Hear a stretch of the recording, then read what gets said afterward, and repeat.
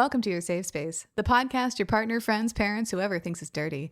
Don't have time to read books? Want to understand all the jokes in the TikToks? We got you, fam. We're the Spice Traders, and we deal in spicy books. I'm Katie, and I need it to make sense. I'm Liz, and I'm hypercritical.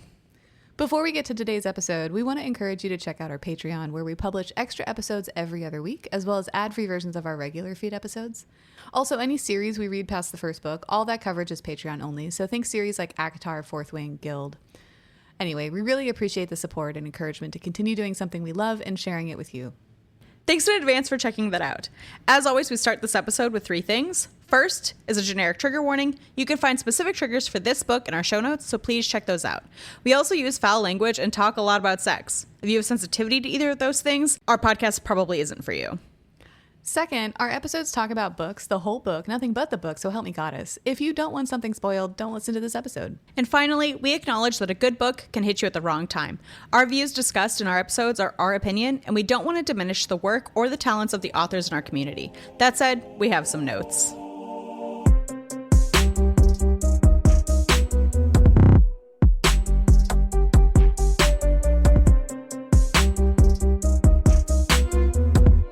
All right, so Katie, what are we talking about today? Today, we are talking about part 2 of King of Battle and Blood by Scarlett St. Clair. So this will cover chapters 12 onward, and then at the end of this episode, we will do our ratings. So if you haven't read the book or listened to part 1, do one of those things. Otherwise, you're going to be lost. Very lost. Lost in the sauce. So when we last left off, Isolde had just arrived at the Red Palace and was injured. Adrian had just warned her not to wander the palace alone, and she's reeling from the fact that he admitted in this conversation that he's had thoughts of turning her into a vampire. Obviously, based on how she's been raised, that idea is not appetizing to her. Her thoughts are interrupted, however, by Anna, who comes to heal her, and we quickly learn that Anna is Adrian's cousin. So, this is one thing, that I really love this book. I'm probably grading on a curve a little bit, but she's injured and it's a big deal. And then it just doesn't matter. Yeah, it doesn't matter at all. No one thinks about it. She doesn't even think about it, but she'll tell us nope. Oh, I had to dress my wound. I'm like, did it hurt? Right. Are you okay? And that right? is annoying, but I will grade on a curve. I'm going to say it here because I'm going to forget. So maybe cut it out and I'll say it when it matters. But at the start of the book, when she gets attacked by that creature, does he not drink her blood to clean her? Or at least lick her blood off of her body? Yeah, I think he does. Why does that not trigger the memories until later? That's a good question. I don't know. Okay, great. I just needed to say that now. And I'll say it again later because I was like, but you have had her blood though. Right. You just didn't puncture her to do it. So maybe that's why she was starting to have dreams, because he had a little bit of her blood, but he didn't take her V card with her little fang dance. Her vampire card. I'm glad we were just all doing that. The snake stabs. So she was only partially awakened. That would make sense to me. This injury just reminded me of that, and I wanted to remember to say that. Yeah, the injuries don't matter in this book, and we forget about this injury very fast. And she's injured. A couple things happen to her, and she seems to forget them all immediately. Yeah. Be relatively fine about it. I just thought that this one would be more salient to the plot, because it was a burn from the magical being that was possessed by the red mist, which is kind of a pivotal plot point, but it just isn't. Yeah. It's just not a problem. I couldn't even tell if the wound ever fully heals, or does she just have a creepy child's handprint burned into her flesh forever? It's a great question. I don't know. The continuity on that was not awesome. Right. Yeah. So, look, it's not a perfect book. It just is still a lot of fun. Anyway. Perfect for us. Yeah. In this conversation, Isolde openly remarks to Anna that she's not sure why she's there. Isolde is not sure why she's there. She's like, Adrian could have chosen literally anybody else as a wife. Why me? And Anna tells her, quote, "It could have only been you. There is no one else." Which is kind of a strange thing to say, and she doesn't elaborate. So Isolde also doesn't give it two thoughts. She's like, moving on. She's like, "Y'all like to talk in riddles, huh?" Cool. Cool. Love that for me. Yeah. So then Isolde gets ready for the celebration later that evening, the one that Adrian mentioned about, celebrating their marriage and their return, blah, blah, blah, blah, blah. As she's getting ready, Isolde asks Anna what will be expected of her at the party. And Anna's like, you're going to dance with Adrian and then afterward, like, stay close to him. And Isolde tells us inwardly that she plans to do the exact opposite. Cool. So in. I'm so here for this chaos. Me too. When she gets to the party, everyone turns to face her, and there's a clear path to the dais where Adrian is sitting, waiting. But rather than go directly to him, she grabs a human man from the audience and dances with him instead. We learn that this poor man's name is Lothian, and he's the librarian. And she commands him to give her a tour of the library the next day. This is... I'm fine with where it went, but if you remember from part 1, she asked Adrian not to feed from Saphira anymore. So I thought she was going to walk in, grab this random human man, march him up to Adrian and be like, "Here is your new vessel. I found Enjoy." Yeah. That thought didn't occur to me until you brought it up, and that would have been so funny. It would have been so good. Yeah. I also do love the banter here because Lothian is terrified and he's like, "I just didn't think I was going to lose my balls today." And Isolde's like, "I'll protect your balls." And that does come up briefly later, and it just tickled me because it's just such a dumb conversation. I know. So their dance is interrupted by a vampire who tries to cut in. He introduces himself as Noblesse Zakharov, but there's something about this dude that makes Isolde's skin crawl, so she declines. But he doesn't take no for an answer, so she stabs him in the neck. Adrian comes to her side, and she says simply, quote, "He touched me." I love this. I love how vicious she is. I do too. Especially for something that, like, in the real world, like, women are often taught, like, it's not like punishable offense to be touched without your consent, like, anywhere. And this dude, like, literally tries to dance with her. Like, it's not like he's groping her or anything like that. And she's just like, "I didn't say that you could touch me. I'm going to stab you in the neck. I gave Thank you. One warning. You didn't accept it. Goodbye." Yep. And I'm here for that. So Adrian does this thing where he, like, cleans the blood off of her blade, like, takes the blade out of this dude's neck, cleans it off on his own clothes, and then gives it back to Isolde. And he does this a number of times, and I really like that. I really like it too. That was one of the traits that Adrian has that was just very appealing to me. The other thing, it doesn't matter that I say it here, but there's a lot of things that are just refreshing about this book. Like, when Isolde decides to do things, Adrian never says no. He's never like, "Oh no, for your protection, you have to stay here. Oh no, you can't come do this thing with me." He's always like, "Okay." Right. And it's just so refreshing because so often we have the weak hero, which is fine because she finds her strength, but, like, you need to stay home and be protected, and then they rebel, and then bad shit happens. I just like that we don't have that dynamic here. He's like, "Yeah, Me you're too. good. I'm going to also protect you, but let's go." Yeah, or, like, even most of the time, like, she just does something or says that she's going to do something, and he doesn't even have an opinion on it. Not in, like, an apathetic way, but, like, in the way that he doesn't feel like he has to, right? Like, he's just... He might have a follow-up question. He might be like, "Okay, I'll go with you to protect you," like you were saying. But he's not like, "Well, I think that's a good idea," or "I think that's a bad idea," or "Have you thought about it?" It's like, no, you obviously don't want my input, and I'm not going to offer it unsolicited. And I love that. And the cleaning the blood on the blade, just, it slapped every time. Something about it was really sexy to me. It just felt like I see what you did. I support it. I don't want you to have a dirty blade. It feels very gentlemanly. Yeah, it's kind of like giving a lady his handkerchief. Yeah, but in exactly. A darker, violent way, and I just really like it. Yeah. So he does that whole thing, and then he takes out his own blade and finishes the job by cutting this dude's head off.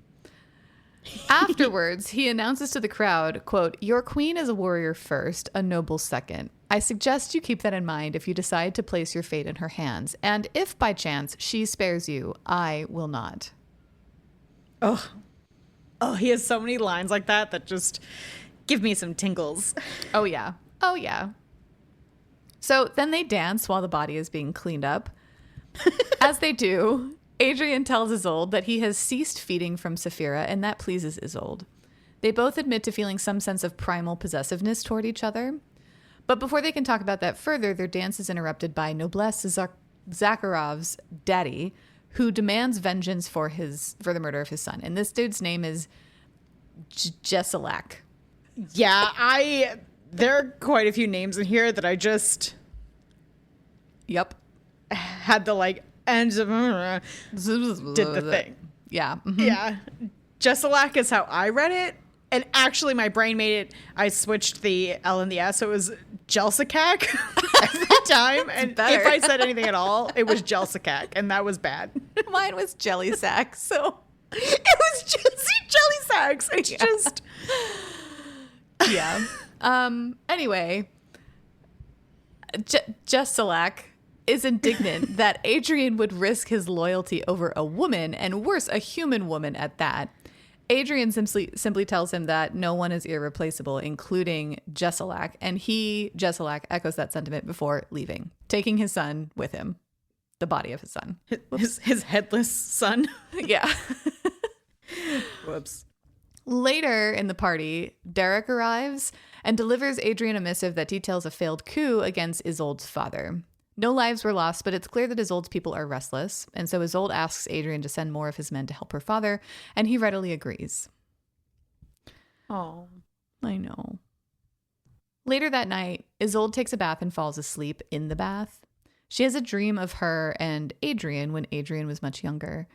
They meet at a secluded grotto, and she feels in this dream an overwhelming sense of dread and panic when they're separated, and she makes Adrian promise never to leave her again. When she wakes up, Adrian is with her in the present time, and he takes her from the bath, and they talk of keeping promises. He admits that he hasn't always kept his word, but for her, he would do anything. Isolde is confused because she's been taught that they are enemies, but he tells her, quote, "You were never my enemy." And then they fuck. And it's great. It's great. It's, yeah, they have I mean, so much sex. So they have so much sex. But this one is specific. This one in particular is very emotionally intimate.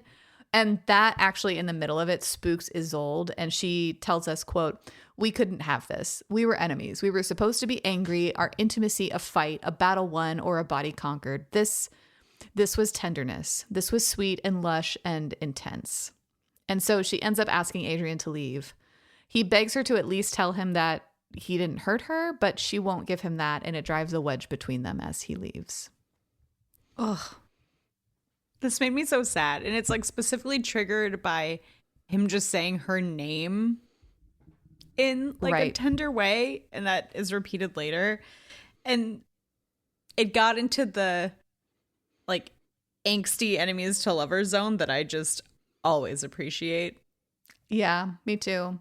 Because she's clinging to this "I hate him" thing because it's the last familiar part of her. And she just doesn't really know what it means to give it up. Yeah. And I think to her, giving it up is that final betrayal of her people, or what she's been taught. Mm-hmm. And I really love how that whole journey unfolds. Same. As we go through this section. So the next morning, Isolde goes for a walk in the gardens. While she does this, two female noblesse vampires. Did you say noblesse or noblesse? I kind of alternated, but usually it was the noblesse. Okay, cool. I just wanted to make sure I wasn't completely off base. No, I was saying noblesse. And then I think sometimes I'd get lazy and I would just say nobles because that's what they are, right? Yeah, they're nobles. So these two noble vampire females join her, and they don't take the hint that she doesn't want company. They go on to imply that Isolde's not good enough for Adrian and that he needs more than just her to satisfy him sexually. They go on to imply that he slept with his vassal as well, and they laugh at her when it becomes clear that Adrian told Isolde something different. But Isolde doesn't lose her cool. She just says to them, quote, Are you suggesting my husband, the king of Revica, is a liar? Because if you are, I think he should know what you think of him. You meant to mock me, but I will not play this game. You will either respect me or be eliminated from this court. Do you understand? Ugh, she's just so vicious and I love it. And I really admire her as a character because she's clearly been raised to be a queen. So she knows how to like lay down the law in public, but then we still get her inner turmoil at like hearing this information. Mm-hmm. And that play is so fun to read. It really is, because she gives off this vibe of like being ultra confident. And like even internally, I wouldn't say that she's insecure. I would say she's just trying to like figure out what is actually the truth. Yeah, and there's no way to know. There's no way to know. But also, everyone else believes, knows that Adrian is sleeping with Saphira too. So like, I just don't fully trust Adrian, and that bugs me. I know. There's just this little seed of doubt, right? Yeah. How long is this series? It's just a duology, right? Well, there's just 2 books in the series now, but I don't know if that means that that's it. Okay. Fine. So the women leave Isolde, and she continues her tour of the gardens. She comes upon the grotto from her dream, and Isolde begins to question the line between dreams and memories, because she's never been to the Red Palace before. How did she dream about this place? But she doesn't have long to ruminate because Anna fetches her to join Adrian for court. This court appearance is when his subjects, well, actually their subjects, may enter the throne room and petition them for favor or judgment. So Isolde goes to meet Adrian in his study before this and asks what he expects of her during this court session, whether he will listen to what she wants. And when he says he will, that she's his equal, she asks him to stop invading the 9 kingdoms, and he falls flat. She tells him, quote, "Do not pretend to give me an equal say in the ruling of your land if it only extends to court politics." Which is, this is just what makes this book so good to me, is we get the political intrigue without it being tedious or boring, because Adrian genuinely values her input and wants her to be queen, but also knows that she doesn't know enough to know why she's requesting that. You know what I mean? Right. Yeah. So like, he's like, I'm not going to agree because I think when you know more, you'll side with me, but I don't want to strong arm you into that either. Right. Like, I want you to kind of like come to that conclusion on your own. Yeah. And I also don't want to lie to you and be like, yeah, for sure. I won't do that thing that I'm totally going to do. Right. Yeah, I was also like going back to the politics and the intrigue, like some books really overcomplicate it. And I think this author does a really good job of making it an interesting part of the story and like complex enough without boring me to tears. Like I think of books like Game of Thrones or even like Lord of the Rings to a certain extent. Certainly Dune comes to mind, where it's just all politics all the time. But it's like esoteric, and it feels very like almost detached.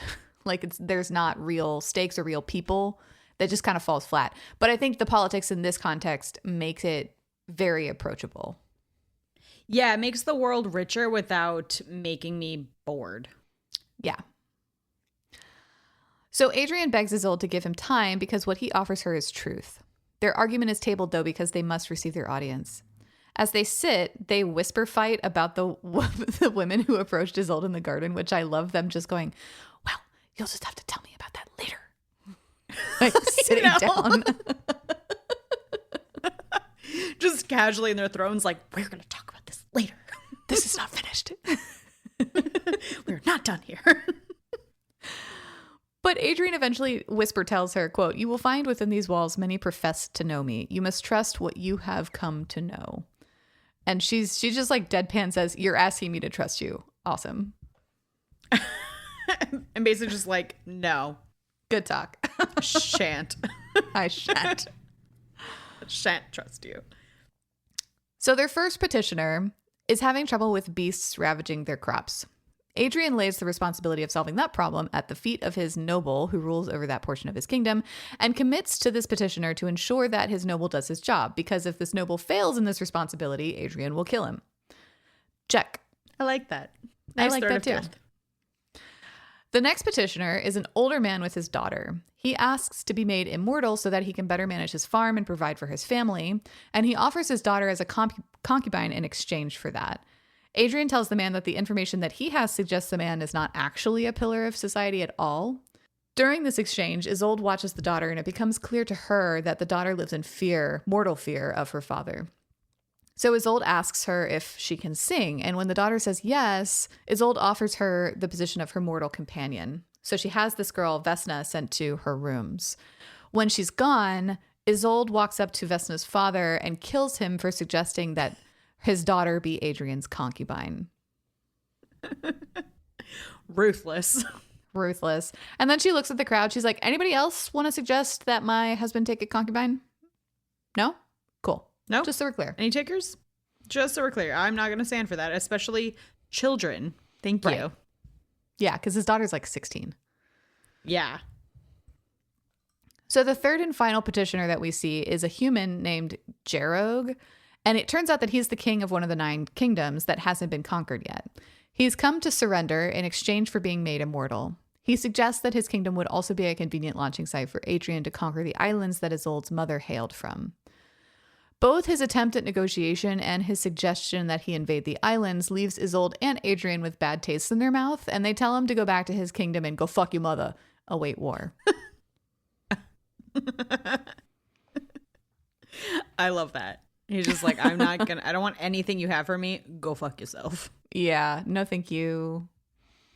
Go wait to die. Bye. Bye. So Adrian and Isolde retire, and Adrian again begs her to tell him what he did wrong. But she's cold to him and tells him she's tired of him. She's desperately, like I said, trying to get distance and cling to that idea that they're enemies and that there can be nothing between them because she doesn't know how to operate in any other way. Back in her room, Isolde tells Vesna that her father is dead. We get confirmation here that he was, in fact, a dirtbag, and Isolde promises to take care of Vesna's mother and sisters.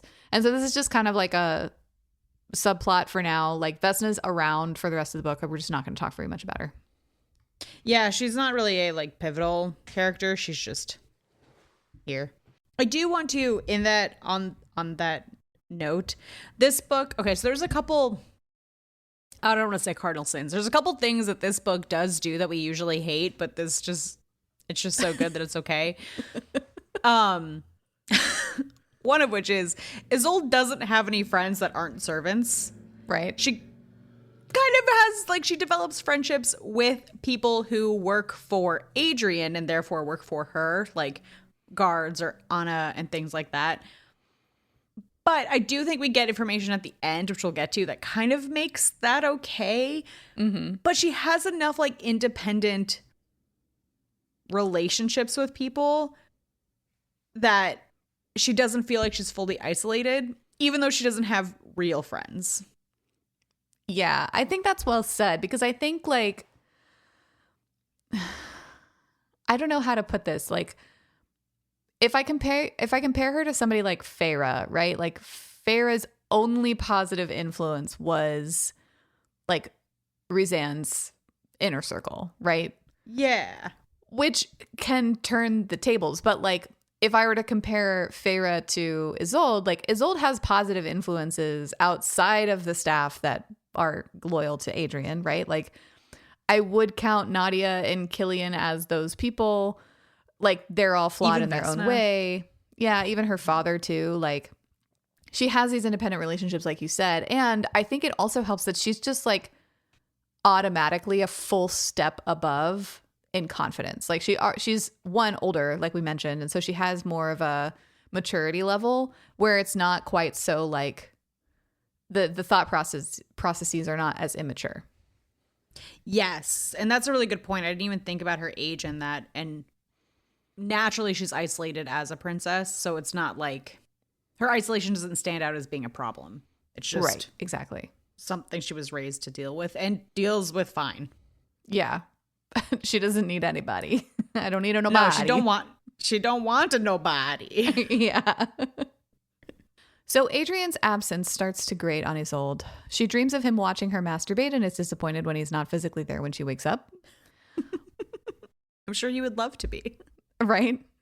One morning she goes to the grotto that she dreamed about and goes swimming, ruminating on this abnormal bond that she has with Adrian. Her thoughts and her swim are interrupted by Jesselak. Creep. But he doesn't stay long. He merely warns her to watch where she swims. Creepazoid. Ugh, he's so gross. Yeah. So back in her room, she realizes that Vesna doesn't have any other clothes other than the ones that she wore to court the day before. So she's like, okay, we can fix that. We'll go shopping at some point. Like, hang tight. Then Adrian comes by to let Isolde know that they will be talking strategy in the strategy room later. And it wasn't said like that in the book. It was just like a funny way to say it. And that's really what's happening, though. Honestly, it just wasn't said that way. Yeah. I had the same thought. I was like, oh, the strategy room. Of course. Gotta go to the strategy room. Talk strategy. Yeah. Before Adrian leaves, she asks him one thing and tells him another. She asks to relocate Vesna's family, and he agrees. And then she lets him know that she wants to go into town to go shopping, and he's like, fine. So actually, Anna and Isolde walk together to the strategy room to talk about strategy. And on their way, Isolde passes a mirror and sees a woman with green eyes and red hair staring back at her. But Anna doesn't see this person, and the woman is gone quickly enough that Isolde convinces herself that she imagined it. They go on to talk about Anna's lover briefly, a woman named Isla, who is also Anna's vassal. We learn that Isla doesn't want to be turned into a vampire, and so Anna has accepted the time that they have together while she's alive. Oh, it makes me so sad. I know. In the strategy room, talking of strategy, they talk of witches. The autopsy on the girl who attacked Isolde didn't reveal much beyond the method of the spell, which was likely some kind of magical mist. Isolde is shocked at the talk of witches because she assumed that none survived after the High Coven was assassinated 200 years ago. They talk about redoubling their efforts to find a woman named Ravina. She's supposedly the only surviving witch of the Old Order. One noble suggests that Adrian has been too distracted and has lost sight of his goal, and for that sentiment, Adrian removes one of his eyes. He dismisses everyone else and reveals to Isolde that questioning Adrian is one thing, but this guy, the noble whose eye he took, referred to Isolde as a whore in his thoughts. I love the touch her and die. I do too. I also really like the reminder that it's not just Isolde that he can read minds or like read minds with have this thing happen. Have this thing. You know what I mean? And it's not just mortals either. Like he can read vampire minds. Yeah, it's super handy. It's super handy. I kind of wish we had a little bit more of it. I feel like I would forget until it would come up again. I mean, I'm glad we didn't get so much of it that it became gratuitous. But I love the mind reading thing, and I wouldn't be opposed to more of it. Yeah, me too. I also like the mind reading thing without the like mind meld thing. Yes. That was a nice, refreshing change. Like, we don't have any of those creepy silent arguments like in Iran Flamme. Iran Flamme. Okay. I have a hard time remembering the name Fourth Wing because Iran Flamme is just more fun to say. Yes. Absolutely.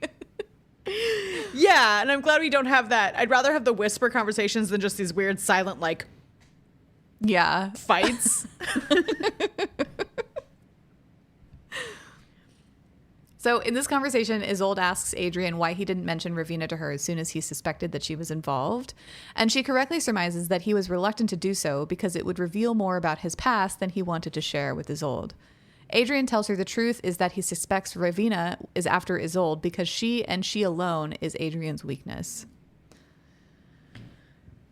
I said this in part 1, but this is where I started to suspect that Ravina and Isolde were the same person, and I was wrong, but I was close. You were very close, yeah. Like, same neighborhood, wrong house. Exactly. I was like next door. Yeah. So the next day is the excursion to the market, and we learn that the town is gearing up for the Burning Rites, which is a festival that commemorates the burning of the High Coven witches 200 years ago. Adrian, in particular, is very particular about observing it. And we learned that during this festival, there's also a hunt. And the prize goes to someone who with the biggest, baddest magical creature, I guess, that they kill. Cool. It reminded me a lot of like the stag hunt or like the great hunt in like Fae books. Yes, that's what it made me think of too. Later that day, back at the palace, Isolde goes to the library to look for that poor human man, Lothian, that she danced with. But we quickly learn that Lothian, who's the library, is also a vassal who sometimes gets railed in the library stacks. By a man. By a man, baby. I loved this. There's a couple cue the ball orgy scenes in this book that I was not mad about.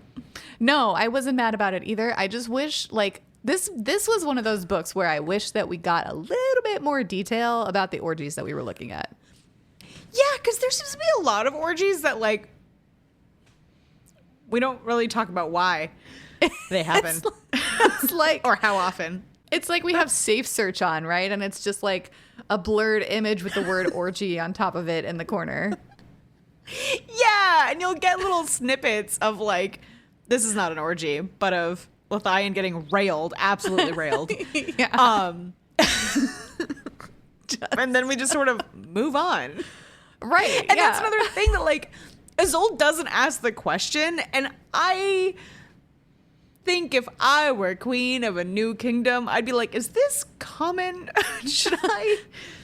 How often was there a tie on the door that I missed, or? Yeah, like, just and later there is a bit of a inner monologue of hers where she's like, am I supposed to watch? Like, I don't know the etiquette here.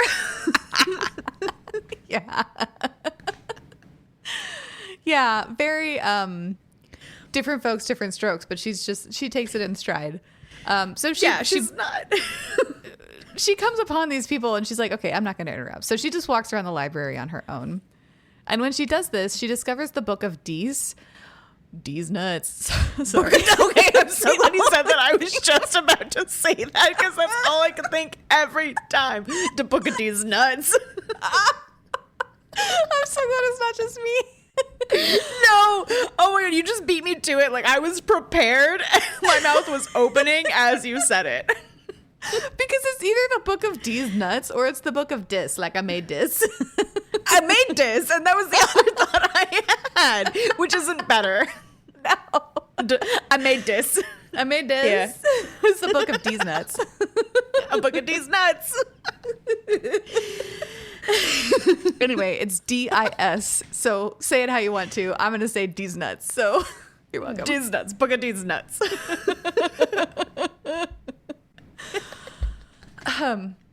Anyway, so Isolde discovers this book and she recognizes it as a spell book in a case with some other artifacts that she assumes belong to the High Coven. Lothian joins her and tells her that the book is blank and they think that it's a replica or spelled to be only read by its owner or something. Lothian offers to find books on Isolde's mother's homeland, the island, so she can learn more about that as well. He also offers to find firsthand accounts from the time of the High Coven. As Isolde peruses some of the material that he finds for her, we learn that Ravina was the witch that helped an evil king named Dragos hunt and kill the other witches of the High Coven. So we haven't talked about this yet, but we have been getting snippets of like what happened in the past. And so Dragos isn't a new name for us at this point. We know that he was a historical figure, essentially. But what the new information is here is that she was not aware of this history with the Coven and kind of the slaughter. And this is where it was so fun for me watching her learn the truth, because Adrian implies that she doesn't know the truth. And we obviously know that she is raised to be prejudiced. But the way we get the information is so satisfying because it's not an info dump. It's like we learn it as she learns it, and it feels so natural. And I love this book. Yeah, it's really well done. We also learn about Yesenia, who Dragos made watch all the other witches of the High Coven burn before she did as well. He did this because Yesenia was a seer, and Dragos did not like the fortune that she read for him. Yeah, because killing her is going to make that not come true. Okay. Yeah, okay. Idiot. Do you feel like a big, strong man now? Okay. So that night, Isolde can't sleep, so she wanders the halls. She comes upon a party for the burning rites, and Adrian is attending with Saphira. Ugh. Isolde And this is, okay, we'll talk about this in a second, but Isolde feels completely betrayed, but she steels herself to not let Adrian have that kind of control over her, and so she tries to find the library to distract herself instead. Okay, I have so many feelings about this because, like, on the surface, this is just, like, one of the things to, like, drive more of a wedge between them, and, like, maybe it is that on the surface, but I'm also, like, she specifically asks you to not be with Saphira, like, brother. Yeah, and it really makes me question Adrian. I mean, we don't have any... Everything in this book, he seems fine. He seems great. I'm here for him. Whatever. But I'm curious if there's things in the future because it doesn't make sense. And I feel like this isn't set on the page, but it gets into this dumb high school space where she's like, hey, I asked you not to feed from her. And he's like, but you didn't ask me not to hang out with her. And I'm like, but I basically did, though. Right. Like, you're splitting hairs and you're being, like, intentionally obtuse. Yeah, and I feel like he is. And to be fair, they never have that conversation, but that's what I feel like the undercurrent is. Mm-hmm. And this is one of the scenes that I don't blame Isolde. And if anything, she's a better person than me for being like, I'm not going to go confront him. Because I think I would have confronted him immediately. Been like, yeah, what the I fuck is this too. shit? I would have been the crazy person, like, at the party, like, throwing wine. Drag Saphira out by her hair and be like, get away from my man. But I don't know if I like. Thank you. Thank you so much. So anyway, Isolde gets lost because she doesn't know the castle very well, and she ends up in a hall with portraits of the High Coven. Jesselac joins her and warns her about the red mist. He insinuates that Adrian could be responsible, but before the conversation continues further, Soren joins them and dismisses Jesselac. He takes Isolde to the library, and on the way, we learn that he's been gone hunting Ravenna, but he hasn't had much success yet. I love Soren.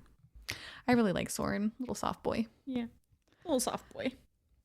So in this vision, she is Yesenia, and Dragos is threatening her to go along with his plan to deceive the High Coven, otherwise he will wipe out all witches.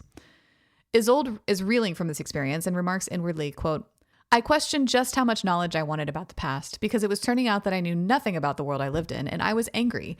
Angry because I had not known, and angry because the one person who was telling me the truth happened to be my greatest enemy. She's referring to Adrian, of course.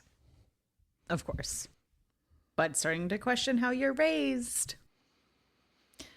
It comes for us all in the end. It sure does. So the next day, Isolde gets a letter from Nadia. And in it, Nadia again guilts Isolde into this plan of killing Adrian by saying, quote, there are many of us who trust your plan and know you have not forgotten your cause. Think of us often, especially your father. He's lost without you.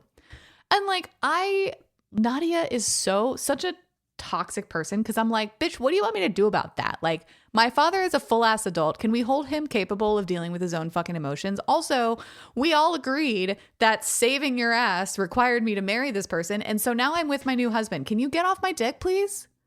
Yeah, and it's so, I don't like Nadia. I didn't really like her from the start, and I don't like her through this letter either.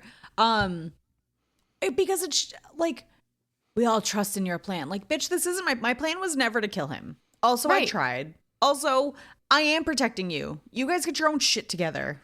Right. Like, I did my part. Foisted this upon me. Right? Yeah. Sorry. Get off my dick.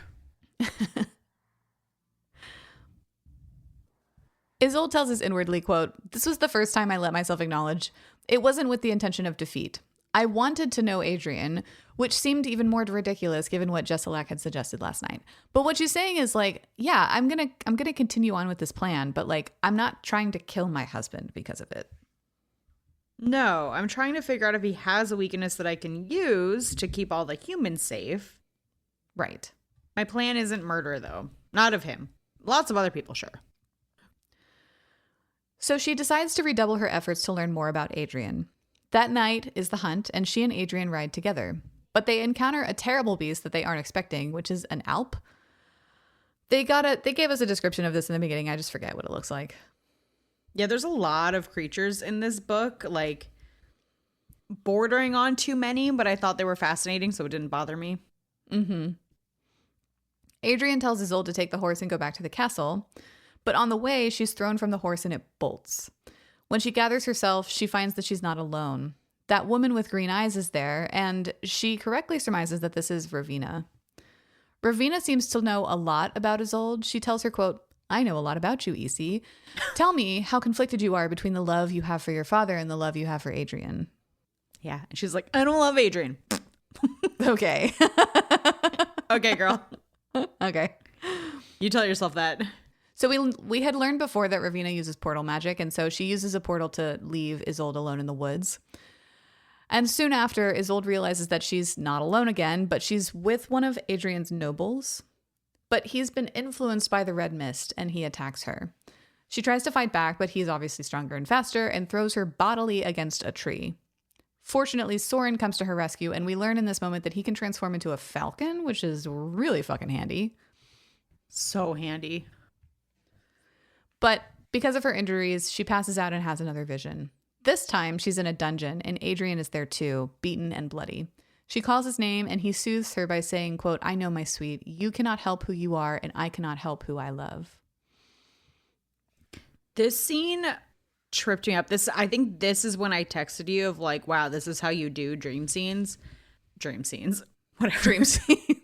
You're tripping yourself up, man. I know. I don't know. Whatever. They're dream scenes.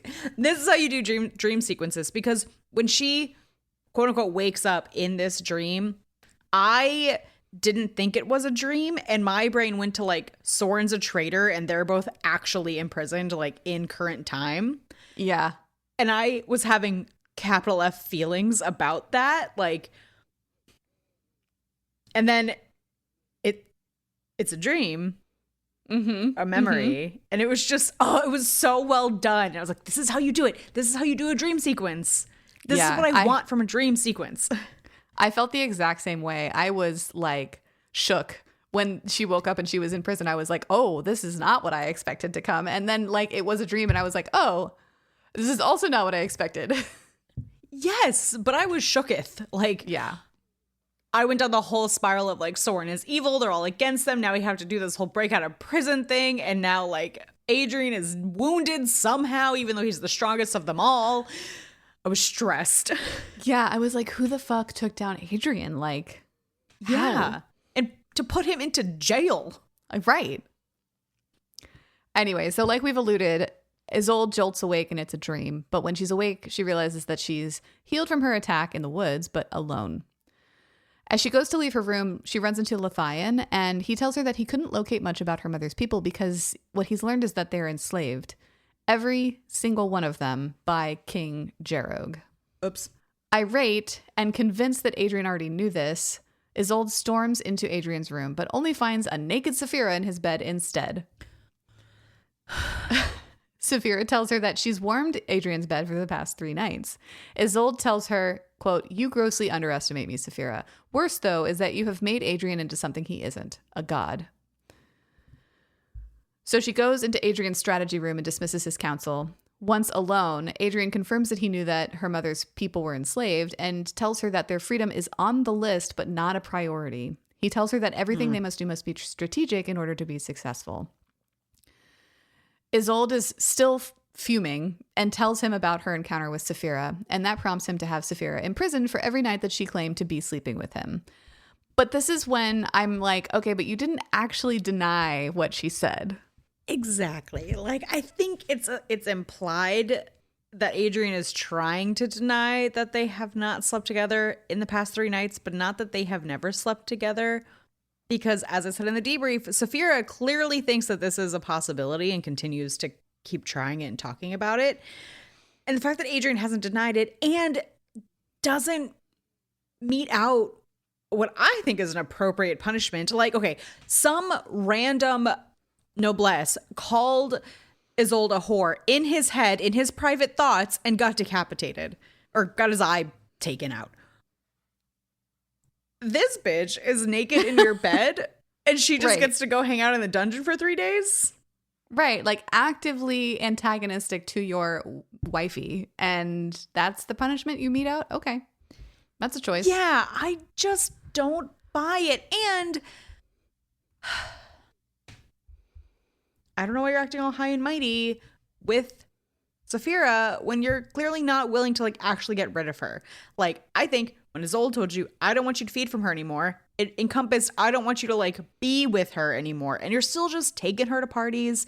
She clearly can. Why can she even get into your bedroom, sir? Right. Like, isn't that privileged and confidential? Like, I would like to think so, but perhaps not. But perhaps not. And I don't Regardless. Like it. When Adrian and Isolde are alone, they finally give in to the feelings that they have for each other, but they stop short at confessing love.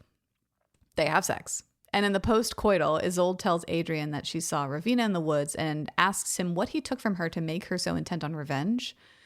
He only cryptically tells her that he took from Ravina the same thing that she took from him, a future. Their afterglow is interrupted by Derek, though, who tells them that there's been another attack from the Red Mist at a town where Anna's lover was visiting. When they tell Anna about this, she begs Adrian not to kill Isla. Adrian sends soldiers to this town, but they don't go themselves because the height of the burning rite is that evening. As a part of the festivals, pyres are lit for the witches of the High Coven who were murdered.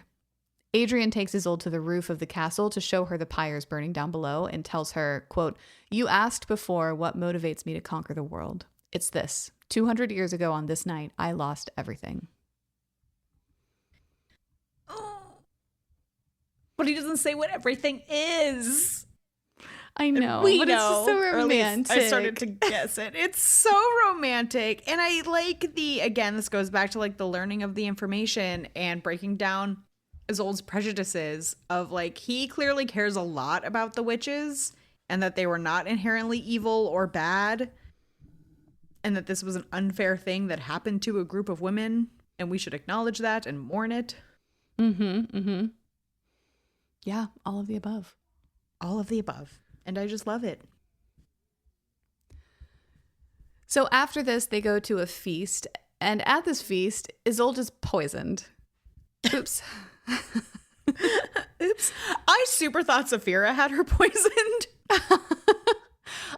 We don't ever find out who actually did this, right? No, I assume it's one of the noblesse, probably that dude's dad, or what's his name? Gregory. Jellysack. His name is. Yeah. Yeah, I kind of assumed the same thing, but we don't know. Just wanted to make sure I didn't miss that. But we don't actually find out. No. We don't get confirmation. You're right. It's kind of weird that we don't find out, actually. So, as a result, Adrian orders everyone in attendance of this feast to be locked inside the Great Hall until he knows who poisoned Isolde. Isolde wakes up 3 days later, and Adrian takes her back into the Great Hall.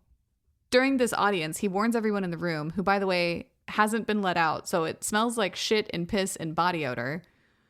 He Gross. tells them, quote, "You are here because I trust you. You are here because you are useful, but you are not irreplaceable."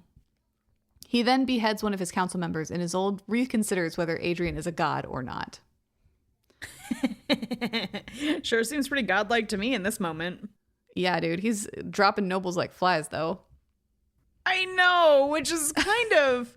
But okay, but that brings back the Saphira point. Why are you willing to just kill all of your nobles, but you won't get rid of Saphira? Yeah. Who's essentially worthless, right? Like, if she's not feeding you, what's her purpose? And he just gave this whole speech about how I only turn those who are useful. I only keep those near me who are useful. What is her purpose? It's a great question. It bugs me. So sometime later, Isolde's father arrives, as does Killian. Isolde describes Killian thusly, quote, "I expected his gaze to be a little severe, but instead he looked genial, and I wondered what he had come to think of the vampires since they'd so often come to Lara's aid, as Adrian had promised." And this is the beginning of this shift that I'm just not sure I trust in Killian. Like, he was such an asshole, and he does have some asshole-ish moments, but there's as one particular part in the book that it just feels like the slate is wiped clean, and I'm just like, what is going on with you? What happened to make this okay? Because I don't buy it. So Isolde is happy to see her father and Killian, but niggling thoughts keep coming up, like whether her father knew of the imprisonment of her mother's people. She tells us, quote, "My father was a master at hiding what he truly felt. I had once believed that made him a better king, but now I wasn't so sure." So she asks him point blank, and turns out that he did know and did nothing about it. Obviously, Isolde is crushed, and so she goes to the garden to get her head on straight and finds Adrian there. They fuck against a wall. So fucking hot. But they're interrupted by Killian. So get out of here, Killian. Like, God, beeping Tom. God, right, what a creep. Get out of here. Killian tells Adrian he dishonors Isolde by fucking her against a wall. When Killian leaves, Isolde tells Adrian, quote, "I don't know how to do this. Be with you and love them." Adrian tells her that she is a queen and she can make the world whatever she wants it to be, and that he'll be here whenever she's ready to build that world with him. Oh, God, he has so many good lines. And when, I do want to call it out just because it made me squeal. When Killian says you dishonor her, Adrian has some response of like, really? Because it feels more like worship to me. I know, it's so good. Oh, it's so good. I need a fan. Is it hot in here? It's getting warm in here. So good. So as Isolde gets ready for that evening, she resolves to stop feeling guilty about the way that she feels for Adrian.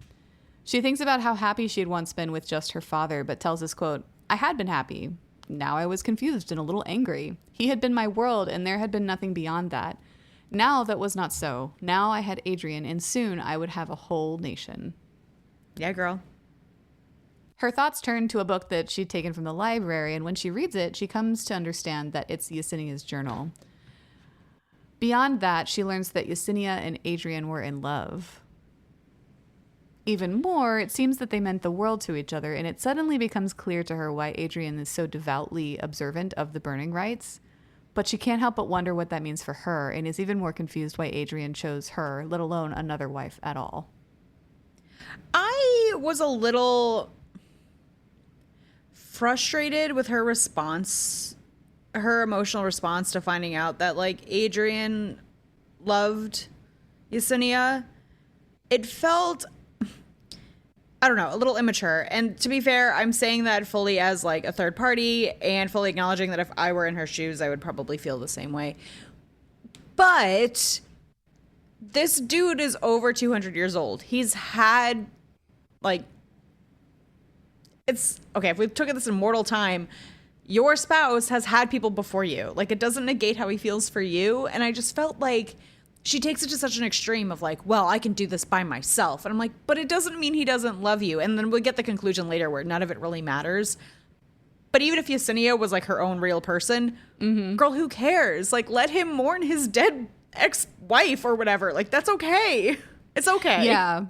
Yeah, I kind of had that feeling too, but I also kind of get where she's coming from because he literally took her up on a roof and showed her the burning rites the other night before and was like, "You remember why I said my world ended? This is what the world looked like when my life ended 200 years ago, and I still think about it every single day." Like, yeah, I would kind of react a little strongly to that. I would too. And I think there's the insult injury of like, he's just not being honest about it, where I think it would have hurt less if he had told her, like, I loved one of them and this is a big deal to me. So I get all of that, for sure. But it is frustrating that she, like, her knee-jerk reaction to this and to the other ways where people are letting her down is just like, well, I don't need anybody. Like, I can just do it by myself. I mean, it's relatable, like, which is probably why it's so frustrating. It's super relatable. But also, like, we could ask a follow-up question. It's going to be okay, I think. We could. It's going to be okay. So she goes to the celebration that evening with a head full of conflicted feelings. She finds that she can't bear to be near Adrian or Killian or her father. Killian tries to apologize for how they left things, but quickly throws it in her face that she and Adrian are in love with each other. She brushes him off and gives herself over to dancing with the other people in the Great Hall. But she ends up having another vision. This time, she watches a woman, one of the High Coven, burn. Then Adrian, the younger mortal version of him, is brought out to watch her burn as well. I super thought she had been poisoned again because she talks about how, like, hot she feels and how, like, it's getting hotter and hotter. And I really thought she'd been poisoned again. I did too. Or I thought that, like, whatever's happening to her was going to, like, physically manifest in some way. Like, I had started to, like, suspect that she was a witch of some kind. And I thought, like, maybe her powers were, like, manifesting. Yeah, me too. So when she wakes back up in the current timeline, she's in Adrian's room with Adrian. She accuses him of manipulating her into loving him when the whole time his heart belonged to someone else. But he tells her that he loves her now and has always loved her, but the Yesenia thing he doesn't have the words to explain. She asks him to make love to her and bite her. He tells her that if he bites her, he then becomes vulnerable in a very real way. Specifically, if she dies, they both die. But only 4 other people know that: Anna, Derek, Soren, and Tanaka. And so they agree to the risk and he bites her. And when he does, the full truth clicks into place for her.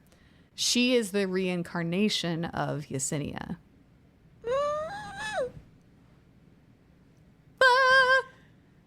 Oh, it's so good. Yeah, I'm usually not a fan of reincarnation, but like I liked the way this one was handled. I did too. I thought it was very well handled, and it made all the dream sequences make sense. It made their connection make sense, and I like the idea of reincarnation as lovers more so than them just being like fated mates. I thought that was more satisfying conclusion to, or answer to their magnetism of like why she's so drawn to him, even if she supposedly hates him, right? Yeah. I was a fan. So, in the aftermath, Adrian tells her that he became a vampire after she died by making a trade with a goddess. He says, quote, "I begged the goddess D's nuts to let me live and seek revenge against everyone responsible for your death, and she granted my wish." He goes on to say that the reason he couldn't just tell Isolde about her prior life and bite her right off the bat was because part of the bargain with that goddess was that Isolde had to choose Adrian again of her own free will. Fine. Fine, whatever. Fine. Goddess is just going to make things hard. I guess. So the next day is her coronation. On the way back to her rooms to get ready, she runs into Killian, who accuses her of being a traitor. She tells him, quote, "That has always been your issue, Killian. You think I do not know my own mind. Mark my words, it will cost you dearly one day." Will it, though? I don't know, though. I mean, like, it could be foreshadowing for something that happens in book 2. I don't know. I hope so, because Killian, I just don't trust him. And he's so annoying about it. And he still likes to, I mean, we pointed this out in book 1, I think, that Adrian and Isolde have really loud sex. And so everyone can hear it. And Killian likes to bring that up repeatedly, which is just jealousy. And I do think it's kind of funny. Yeah. Yeah. A lot of that. Like, you can't compete, dude. Like, just stop trying. I know. I think she straight up told him in part 1, like, literally anyone but you. If you were the last man alive, I still wouldn't love you. And you just can't let it go. No. So she sees Anna and finally recognizes her as her dear friend from her prior life.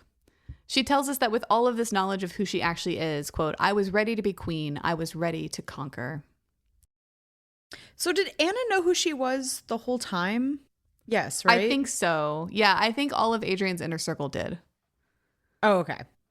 Because they would all make, like, she would have conversations with them and they would be like, they would give her like cryptic answers or like, well, if that's how you choose to see it, like kind of like non-committal responses. And she'd be like, wow, you guys talking riddles. What the fuck is happening here? So I think all of them knew. Okay. I thought so too. I just wanted to confirm that I wasn't just crazy. So before the coronation, Isolde's father comes to see her and begs her to kill Adrian and free them all. She tells him, not only do I not want to do that, but like in order to kill Adrian, like I would have to die too. So like, let's not do that. And even in the moment when she's telling him this, I'm just like, this is a bad idea, girl. Like there's a reason that only 4 other people besides you and Adrian know this information. Well, and this is a part that I was like screaming at her in the book of like, no, don't do it. Don't share this information. Like her whole comfort in agreeing and giving up her blood was that only 4 other people knew, 4 people that she also trusted. And I get that she trusts her dad, but you know, like 2 can keep a secret if one of us is dead. Like the more people you tell, you're opening it to, how can you trust your dad not to tell other people? And I guarantee her dad would have told literally anybody. We don't know if he did not tell Killian. Thank you. But like, I assume he would. Yeah. Well, and the other thing is like, how do you still trust your dad after you found out that he was like complicit in the enslavement of your mother's people? Yeah. And now that you know the truth about like the witch's burning, you know your own past life, like you know all of these things, why do you still trust your dad? Yeah. I don't understand why she gave him this information. I was so frustrated by it. And in the aftermath, I was like, yeah, girl. What did you I expect was to so a happen? little surprised. Yeah. So at the coronation, Adrian crowns her officially as his queen. But even as the crowd rejoices, they get word that the capital is under attack by the Crimson Mist. Adrian rushes out with some of his guards, leaving Isolde in what he thinks is the relative safety of the throne room. But soon after he leaves, Jellysack reveals himself to be a turncoat and tries to kill Isolde. Why? I'm shocked. Who could have seen this coming? I'll set the consequences of my own actions. Oh.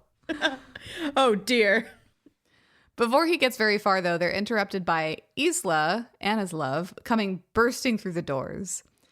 She initially looks fine, but quickly she turns into a beast of the red mist like that other girl who attacked Isolde. Worse, though, Monster Isla breathes red mist. Ugh. Like a dragon. It's so gross and terrifying, and I hate it. Yeah. So panic ensues. Jellysack commands those loyal to him to not let the queen escape alive. But Soren, Killian, Isolde's father, and Anna all flee from the room safely. Afterward, they decide to split up. Soren takes the king to safety, and Anna and Killian go with Isolde to hunt Ravina, since Isolde thinks that she knows what Ravina is after. As they head toward the library, she tells Anna and Killian that she thinks Ravina is after the book that she saw in the library, the Book of These Nuts, the blank one. The Book of These Nuts. Isolde tells us but doesn't share with the others, quote, Lothian thought it was blank, but it was only blank because it was spelled, and I'd been the one to spell it. Yeah, girl. Yeah, girl, get it. I will say she really takes her whole reincarnation in stride. Like, I assume that would be a more confusing thing than it seems to be for her. I'm glad it's not, but yeah, I think it speaks to. I hope we see more of her as like a witch before, but we don't know how old Yesenia was. Like, she's already a pretty sure-footed protagonist, and I feel like having those dots connected probably just removed a lot of the doubt that she was feeling. That's how I read it anyway. And I was glad that we didn't spend this wallowing in like, well, who am I really? Like, yeah, I don't want that. And I do think it was a nice clear cut where she isn't Yesenia. Like, she is Isolde. And I do like that we also get the bit of the conversations with Adrian of like, I love you. Like, I love you, Isolde. Right. Like, yes, you're reincarnated, but like, I like who you are. She's not a copy. Right. Exactly. She is both and like unique at the same time. Yes. And I do love that. So before they reach the library, they run into Jesselak again, and he and Isolde get into a sword fight. Isolde lands a paralyzing blow, and with the help of some of Anna's magic, which is a new development, she knows that he'll be out of commission for a few hours. Yeah, Anna's like, I've been practicing spells. That was a wild admission. I was like, wait, so you can learn magic in this world? I thought you had to be born with it. Okay, right? That well, and then I was like, if Anna and Isolde were friends when Isolde was Yesenia, and that's a confusing sentence, was Anna a witch? Like, is she also reincarnated? No. So you can just learn magic, and you're allowed to learn magic? Yeah, I had a lot of questions about that. Yeah. That was another, like, probably grading on a curve thing. We're definitely grading on a curve here because I'm still having a great time. Yeah. But I was like, wait a minute. Hang on. Wait a minute. Are you and telling she's me? Strong. Yeah.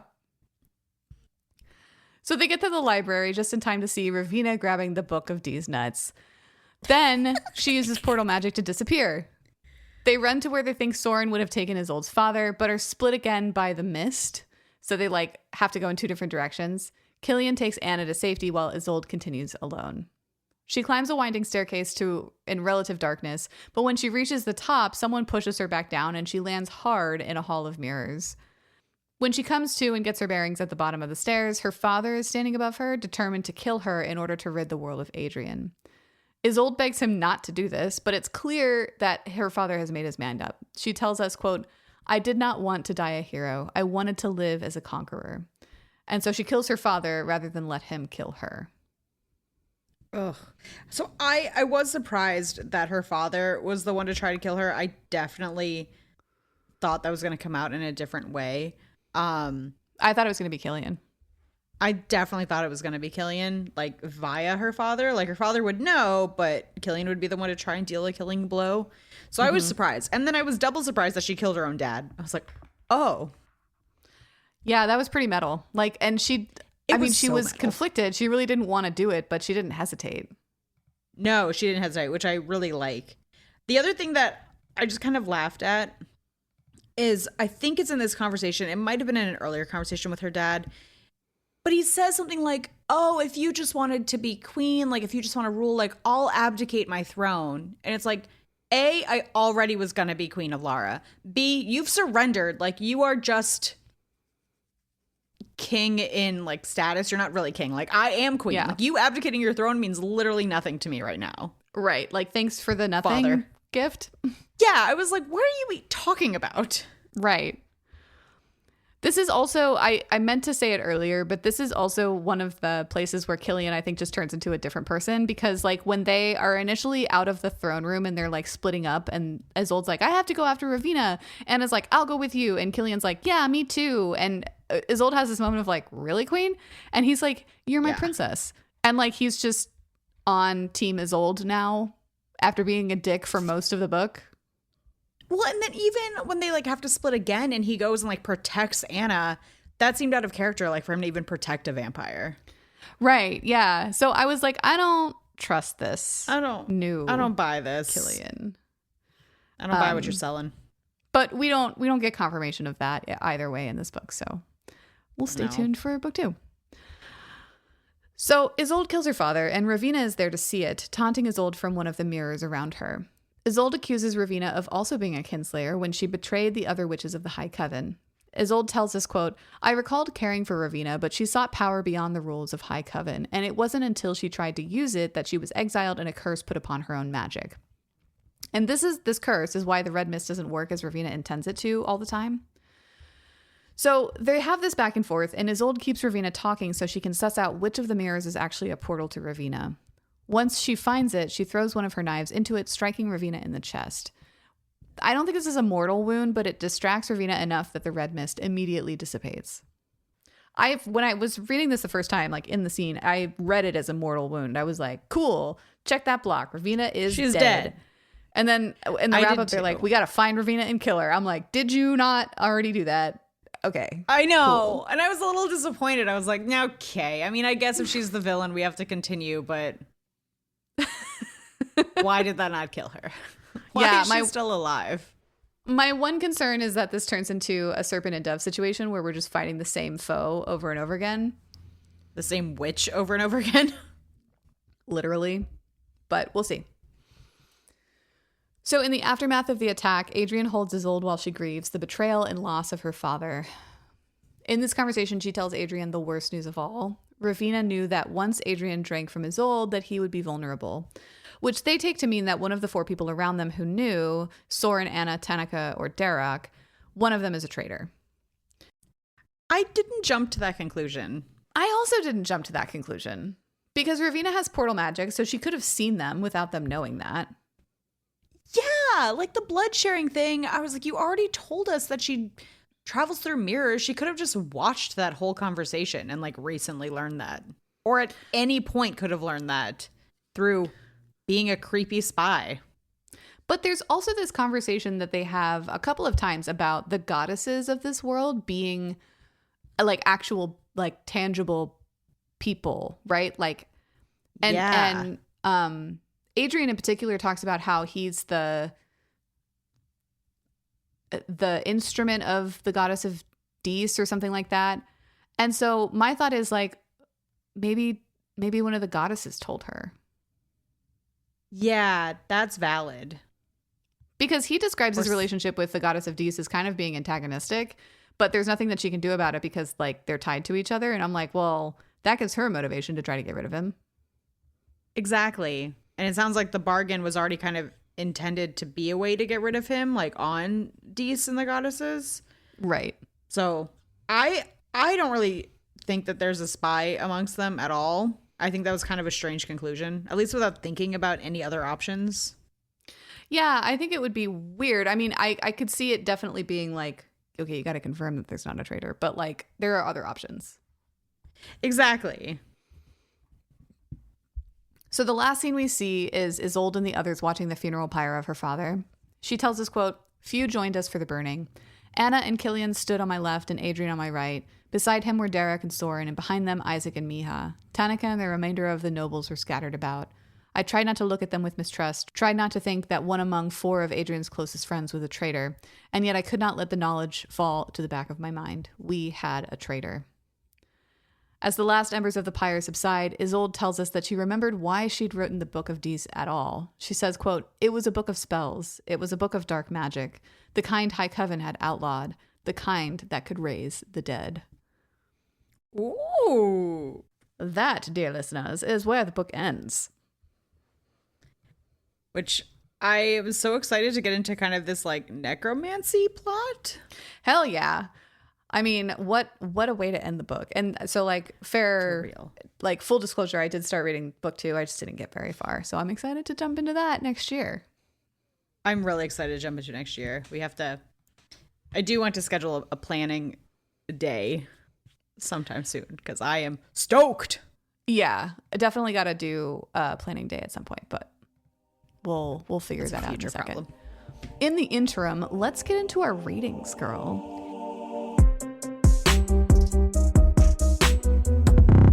Definitely grading on a curve. I gotta be we gotta be so real about that. I gotta be so real. I understand. Oops. Listen. Oops. Look. Oops. We are in line. And I think even grading on a curve, like I think it's still fair. It's still fair. Like it wasn't 5s across the board. No, but we're not delusional. No, but I had such a great time. Yeah. So how did we rate the spice level? Let's start there. We gave it a 4. We here at the Spice Traders love some vampire romance. Honestly, what would have made it a 5 for me is if we had more blood spicy scenes, which I know sounds so weird, but like, oh, I just love them so much. Look, if you know, you know. Exactly. So like that, honestly, just one scene like that extra scene would have tipped her over the edge. So I kind of suspect book 2 will be a thing since now he can just feed from her. But they're detailed, they're long. We get a lot of them proportional to this book. You have the emotional connection that we love. It has all the things we love. Their chemistry is amazing, even when they're not fucking. It's just one-handed reading club. It hits all the things. It's just not a 5 because it is still pretty like it's pretty vanilla.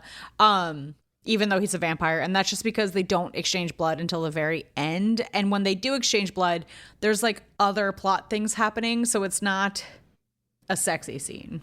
Right. Yeah. It's hot, but it's not like a blood exchange sex scene, which is what I usually like. So I want more of that. Yeah, and hopefully in book 2 we get more of that, just based on how much sex we had in the first book. I mean, second books are typically more liberal with that stuff. So yeah, I mean, no notes. Scarlett St. Clair writes good smut. Oh, her smut is so good. I have no complaints at all. It makes sense. Bookmarked. It's great. It's great. So that brings us to writing style. We rated this a 4 as well. There aren't any formatting issues or spelling errors or anything like that. We mostly get one perspective, and it made sense. Like we always knew who was talking, but I also just want to point out that like there were a number of things that we talked about that were really well done, like writing such that you felt a strong connection with the character, strong empathy with them, and like felt their emotions is something that we don't get a lot, and we read a lot of books. Like I think that's what struck me about the other books that we have read from Scarlett St. Clair before, and that carried through to this one. So I think that's worth calling out. I also think it's worth calling out the thing about the politics too, because like it could be clunky, but the elements of the story that she put into it really flowed well. So I think, very approachable, very easy to read, very fun to read. So we rated it a 4, which brings us to quality of storytelling. How do we rate that? We both gave that a 3, and I think we brought up some of that obviously in our narration. I don't even want to call them plot holes. There's just some concerns. Like, some of it Yeah. just doesn't. The plot is great and the plot makes sense. There's some things that character shifts that don't make sense, and they might make sense in the future. So, for example, like Killian is now just a friend of the Vamps and just Cool. suddenly stands by Isolde, even though he was a total asshole for 80% of the book, was kind of a weird shift. The whole Saphira thing really bothers me, and it makes me mistrust Adrian, which doesn't feel great. And I have the concern that we're just never going to see her again. And I do think Scarlett St. Clair, I wanted to say Simone St. Clair because we just had Sierra Simone, and at the Scarlett St. Clair we just have all these S's, and it was really messing with my head. I trust Scarlett St. Clair to not just drop a character and never go back to her, but it gives me questions on that. So those plot holes, they're not even really plot holes, that's the wrong term, but those points of confusion dropped it for me. Yeah, and I think there were some other points of like her wound was one that we called out in this part of just like it was a thing and then it wasn't. So like, which is it, girl? Like, is it a thing? Also, one thing we didn't talk about, but after she's poisoned, Adrian gets her like a designated royal taste tester. But he also doesn't really seem to matter. Like, he tastes things in the kitchen, but then there's a scene later where like Adrian offers to taste her wine and then that kind of disappears. So just some of those subtle continuity lines are a little strange. Yeah. So, I mean, like, look, we're trying to be fair here. It definitely scratched an itch for us. So we obviously recommend it. But yeah, high recommend. Yeah. But I wouldn't stand here and tell you that it's perfect. So, no. That's it, girl. Like, those are our thoughts on King of Battle and Blood by Scarlett St. Clair. Thank you, as always, for joining us on this journey. Let us know what you thought on the socials. You can find us on TikTok, YouTube, and Goodreads at Spice Traders Pod. And if you like our podcast and want more, consider becoming a patron, where we release Patreon-exclusive episodes on our off weeks. And if you really, really like us, drop us a review wherever you listen. Until next time, we'll see ya. Bye. Bye.